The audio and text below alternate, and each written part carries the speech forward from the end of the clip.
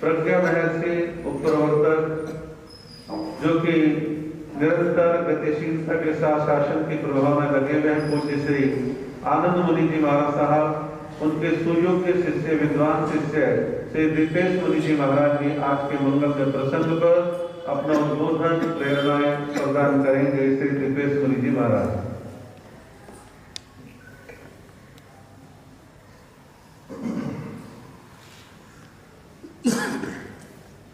अपनी छाया में भगवान बिठा ले मुझे, अपनी छाया में भगवान बिठा ले मुझे, मैं हूँ तेरा तू अपना बना ले मुझे, मैं हूँ तेरा तू अपना बना ले मुझे, अपनी छाया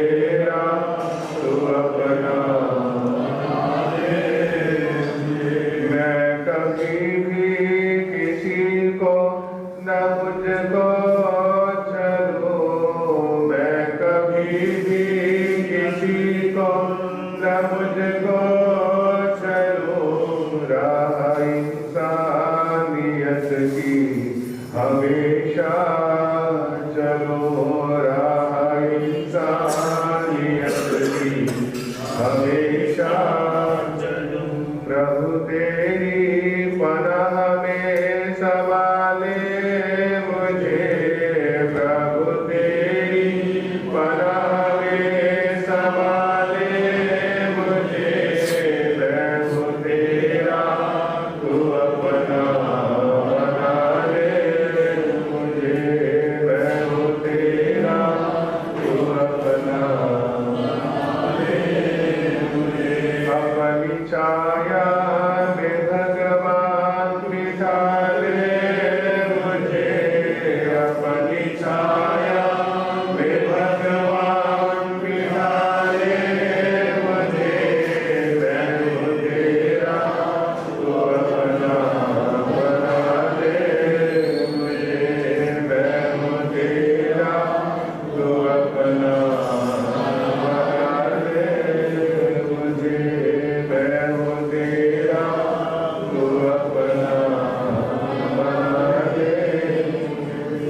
नमो मंगलमूर्तिं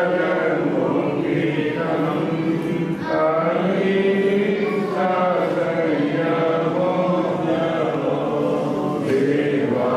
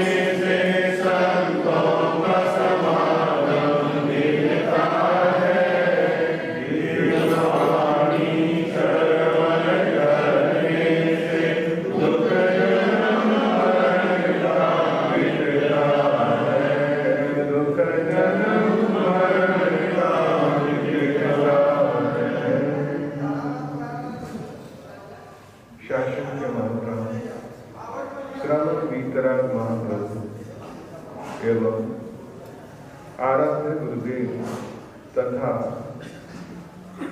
पूज्य उपाध्याय प्रवर, अन्य मुनि प्रवर उन सभी के पावन मुनि चरण सरोजों में हृदय की असीम आस्थाओं के साथ अनंत अनंत वंदन। आज का पावन प्रसंग स्थानीय शिव संघ के द्वारा वैराग्यशील आत्माओं का संयम अभिनंदन। जैन शासन में 3 योगों की चर्चा आती है: करना, कराना, अनुमोदना। और ये पावन प्रसंग जो है, अनुमोदना का पावन प्रसंग है। आप सकल शिव संघ के द्वारा, सकल उपस्थित जनों के द्वारा संयम का अभिनंदन किया जा रहा है। आप सभी, इन सभी मुमुक्षु आत्माओं से आप परिचित हो या ना हो, लेकिन आप संयम से परिचित हैं। और संयम का अभिनंदन केसर, हल्दी, कुमकुम इत्यादि का तिलक लगाकर अनुमोदना का पावन स्वर आप कर रहे हैं। और ये जो तिलक की जो प्रथा है, ये कोई अभी की नहीं, प्राचीन परंपरा है। और विभिन्न प्रकार के तिलक किए जाते हैं। जैसा कार्य हो उसके अनुरूप तिलक इत्यादि लगाया जाता है। कोई भी मांगलिक कार्यक्रम हो, चाहे आपके संसार पक्ष का विवाह इत्यादि का कार्यक्रम हो, चाहे गृह प्रवेश का कार्यक्रम हो, चाहे किसी के जन्मदिन इत्यादि का कार्यक्रम हो, उन सभी में आप उन्हें तिलक कर उनको अनुमोदित कर सकते हैं। और वैसे ही ये संयम ग्रहण करने वाले सभी मुमुक्षु आत्माओं का भी आप तिलक कर रहे हैं। वैसे तो तिलक की ये परंपरा है, मांगलिक कार्यक्रम है, ये धार्मिक कारण है। और इसके अगर थोड़ा सा वैज्ञानिक या साइंटिफिकली का अगर तरीका अगर देखा जाए, बहुत सारी बातें वैज्ञानिक पक्ष से भी इस बारे में कही जा सकती हैं, लेकिन मूल छोटी सी बात, आप और हम सभी के 6 योग के परिप्रेक्ष्य में 6 चक्रों की चर्चा हमारे शरीर में आती है। तो उसमें से एक चक्र का नाम आज्ञा चक्र है। आज्ञा चक्र है जो 5वां चक्र का नाम है। और वो आज्ञा चक्र हमारे भ्रूमध्य दोनों बाहों के बीच में आज्ञा चक्र है। और आज्ञा चक्र पर आज्ञा चक्र पर तिलक लगाकर चक्र एक्टिवेट हुआ करते हैं। और आपने कई बार देखा है और आपने किया भी है। आप तिलक के वक्त जो थोड़े से पुराने परंपरा वाले जो लोग हैं, वो तिलक के वक्त सिर पर भी हाथ रखते हैं। सिर पर हाथ रखने का रीजन है, जो छठा चक्र जिसका नाम सहस्रार है, सहस्रार चक्र को प्रेस करके आज्ञा चक्र पर तिलक दबाने से जैसे संकल्प के साथ तिलक लगाया और लगवाया जाता है, वो चीजें व्यक्ति की तरंगित एक्टिवेट हुआ करती हैं। और तिलक लगाना ये सहस्रार और आज्ञा चक्र की बात है। कई बार प्रश्न आते हैं कि तिलक कौन सी उंगली से करना चाहिए। प्रश्न आते हैं, कोई किसी उंगली से करता है, कोई किसी उंगली से करता है, लेकिन हमारे 4 उंगलियां, एक अंगूठा, इसमें से जो सबसे छोटी उंगली है वो तिलक के लिए नहीं रखी जाती है। 3 उंगलियां और अंगूठा, इनसे तिलक किया जाता है। लेकिन क्या लक्ष्य है तिलक का, किस लिए किया जा रहा है तिलक का? तो ऐसे तो बहुत सारे धर्म ग्रंथों में इस बात की चर्चा मिलती है, लेकिन एक स्कंद पुराण एक धर्म ग्रंथ है जिसमें ऋषियों ने इस बात की चर्चा एक संस्कृत श्लोक के माध्यम से की है।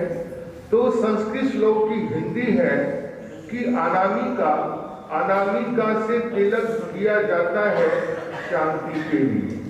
अनामिका उंगली है कौन सी? अनामिका उंगली छोटी उंगली के बराबर वाली जो उंगली है, ये शांति के लिए, विजय के लिए, प्रगति के लिए इस उंगली से तिलक किया जाता है। जहां पर चिरायु की कामना की जाती है, चिरायु की कामना की जाती है, या युद्ध के लिए जब किसी को भेजा जाता है, बॉर्डर पर भेजा जाता है, तो जो सबसे बड़ी उंगली है उससे तिलक किया जाता है। और फिर तर्जनी है, तर्जनी उंगली से भी तिलक किया जाता है। जब कोई मोक्षगामी जीव, स्वर्गगामी जीव को जब कोई तिलक करता है, तो तिलक तर्जनी उंगली से किया जाता है। और इसके बाद एक बचा हमारा अंगूठा। अंगूठे से तिलक स्वास्थ्य के लिए, स्वास्थ्य की मांगलिक कामना के लिए जब कोई तिलक करता है तो वह अंगूठे से तिलक करता है। लेकिन अगर हम आज के परिप्रेक्ष्य में विचार करें, वैराग्यशील आत्माओं को तिलक हमेशा अनामिका, छोटी उंगली के बराबर वाली जो उंगली है उससे तिलक किया जाना चाहिए, जो शांति का प्रतीक है, विजय का प्रतीक है, उत्तरोत्तर प्रगति का जो प्रतीक है वो हमारी अनामिका उंगली है, उससे तिलक करना चाहिए।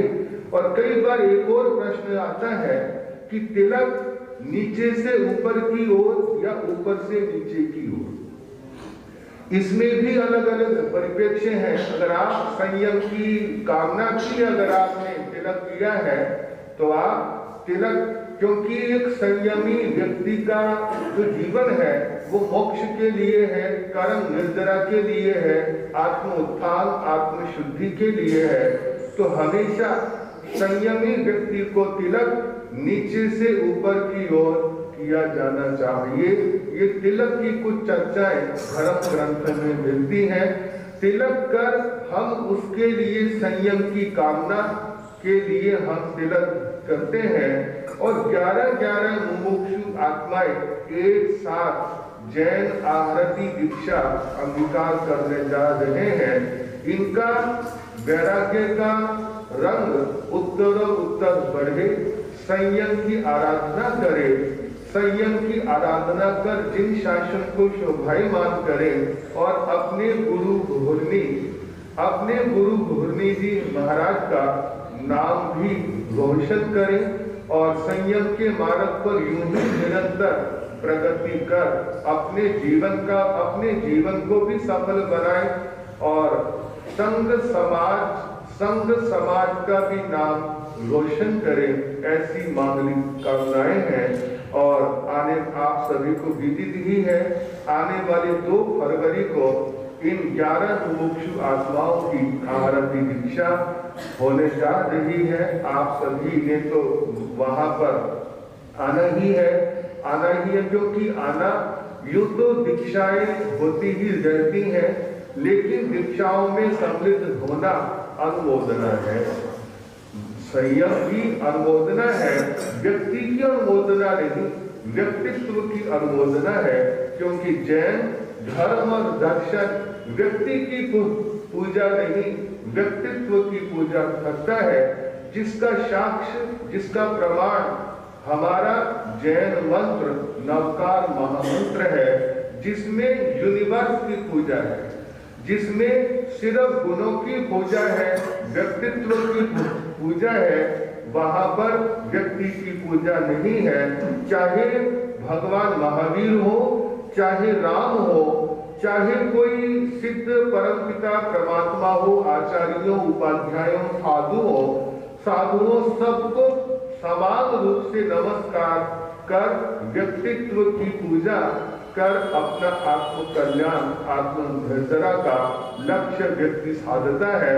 तो कहने का इतना भर अभिप्राय है, संयम अभिनंदन करना ये अनुमोदना है कि हम कर नहीं सकते, करवा नहीं सकते, लेकिन कम से कम अनुमोदना तो कर ही सकते हैं। लेकिन प्रशांत विहार तो एक ऐसा संघ है जहां पर काफी सारी दीक्षाएं, अब तो फिगर पर ध्यान भी नहीं है कि प्रशांत विहार वाले संघ ने कितनी दीक्षाएं कराई है। जब भी कोई दिल्ली में विशेष तौर पर श्रवण संघ में दीक्षाओं की चर्चा चलती है, चाहे दीक्षा भले ही किसी अन्य क्षेत्र में हो, लेकिन सबसे पहले नाम आज भी प्रशांत विहार का नाम आता है।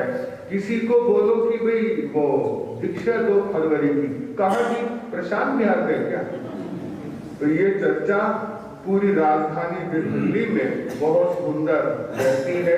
प्रशांत विहार के श्री संघ, चाहे आचार्य श्री जी का चातुर्मास हो, चाहे संघ नायक जी का चातुर्मास हो, अन्य किसी का चातुर्मास हो, बहुत सुंदर तरीके करने से प्रशांत विहार का श्री संघ, हमारे अध्यक्ष श्री जगदीश जी, हमारे महामंत्री श्री जितेंद्र जी, तरसेम जी इत्यादि, श्री श्यामलाल जी, शिखर चंद जी, हमारे जितेंद्र भाई, सभी लोग उपस्थित हैं बहुत सुंदर तरीके से। और हमारी महिला मंडल भी यहाँ पर अपने गणवेश में बैठा है, ये भी अपनी सुंदर सेवाएं समय समय पर प्रस्तुत कर संयम की अनुमोदना करते हैं। और ये सारे सभी मुमुक्षु आत्माएं संयम के मार्ग पर बढ़े, इन्हीं मांगलिक कामनाओं के साथ है। अभी आप सुन रहे थे श्री दिव्येश मुनि जी महाराज को, जिन्होंने तिलक की भावनाएं, तिलक के प्रकार, संयम की अनुमोदना का महत्व अनेक विषयों पर प्रकाश डाला और साथ ही साथ प्रशांत विहार से संघ की भावनाओं को इन्होंने अनुमोदित करते हुए इसकी प्रशंसा की है। बहुत अच्छा है।